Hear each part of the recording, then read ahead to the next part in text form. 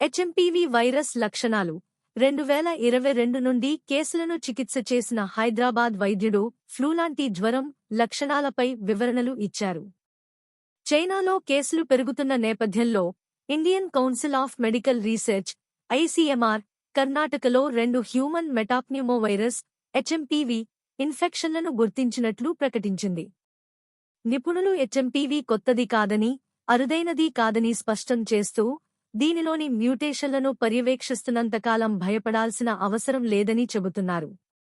ఆనీ ప్రకారం Indian council of medical research ICMR సోమవారం కర్ణాటకలో 2 హ్యూమన్ మెటాప్న్యూమోవైరస్ హెచ్ఎంపీవీ కేసులను గుర్తించినట్లు ధృవీకరించింది. ఇది చైనాలో హెచ్ఎంపీవీ వ్యాప్తి నివేదికల నేపథ్యంలో వచ్చిన ప్రకటన. చైనాలో ప్రారంభమైన కోవిడ్ మహమ్మారిని అక్కడ పెరుగుతున్న శ్వాసకోశ వ్యాధుల ఉధృతితో పోలుస్తున్నారు. అయితే హైదరాబాదుకు చెందిన doctor Sivaranjani Santosh South First తో ఇచ్చిన ఇంటర్వ్యూలో హెచ్ఎంపీవీ ఒక రహస్య వైరస్ కాదని తెలిపారు. హెచ్ఎంపీవీ కేసులు ప్రతి సంవత్సరం నమోదవుతుంటాయని, ఈ వైరస్ అరుదైనది కూడా కాదని, కొత్తది కాదని వివరించారు. హెచ్ఎంపీవీ అనేది తెలిసిన వైరస్ అని డాక్టర్ శివరంజని సంతోష్ అన్నారు. భారతదేశంలో హెచ్ఎంపీవీ కేసుల గురించి భయపడాల్సిన అవసరం లేదని doctor Sivaranjani Santosh South First కు తెలిపారు.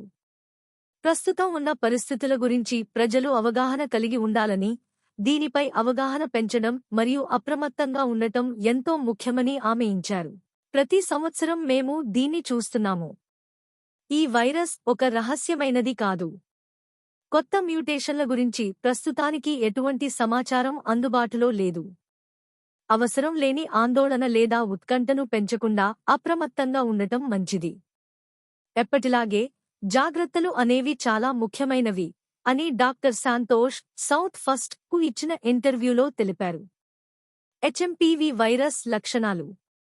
డాక్టర్ సంతోష్ సౌత్ ఫస్ట్ కు హెచ్ఎంపీవీ వైరస్ లక్షణాలను వివరిస్తూ, ఈ వ్యాధి సాధారణంగా దగ్గు, జలుబు మరియు జ్వరంగా కనిపిస్తుందని, ఇవి సాధారణ ఫ్లూ లక్షణాలు అని పేర్కొన్నారు.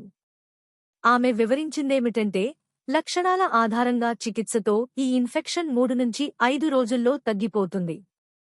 అరుదుగా రోగికి ఆక్సిజన్ సహాయం అవసరం కావచ్చు. భారతదేశంలో హెచ్ఎంపీవీ ఏ సమయంలో ఆందోళనకరంగా మారవచ్చు? డాక్టర్ శివరంజని సంతోష్ హెచ్ఎంపీవీ కొత్త మ్యూటేషన్ల పై గమనించి చూడటం ఎంతో కీలకమని మరియు వైరల్ ఇన్ఫెక్షన్ల వ్యాప్తిని ఆపటానికి తగిన ముందస్తు జాగ్రత్తలు మరియు నియమాలు అనుసరించాల్సిన అవసరం ఉందని స్పష్టంగా చెప్పారు. శ్వాసకోశ వైరస్ల వ్యాప్తిని నిరోధించే విధానాలపై ప్రజలలో అవగాహన కల్పించడం ముఖ్యమైనది. ఇది హెచ్ఎంపీవీ అయినా, ఇన్ఫ్లుయెంజా అయినా లేదా ఆర్ఎస్వీ అయినా అని సౌత్ ఫస్ట్ తెలిపింది. భారతదేశంలో హెచ్ఎంపీవీ మ్యూటేషన్పై ఎటువంటి అధికారిక సమాచారం అందుబాటులో లేకపోయినా ప్రజలకు విద్యా కార్యక్రమాలు అత్యంత ప్రాధాన్యమిచ్చారని పేర్కొన్నారు. 2022 నుండి డాక్టర్ శివరంజని సంతోష్ చిన్న పిల్లలలో హెచ్ఎంపీవీ కేసులను చికిత్స చేస్తున్నారు. భారతదేశంలో హెచ్ఎంపీవీ.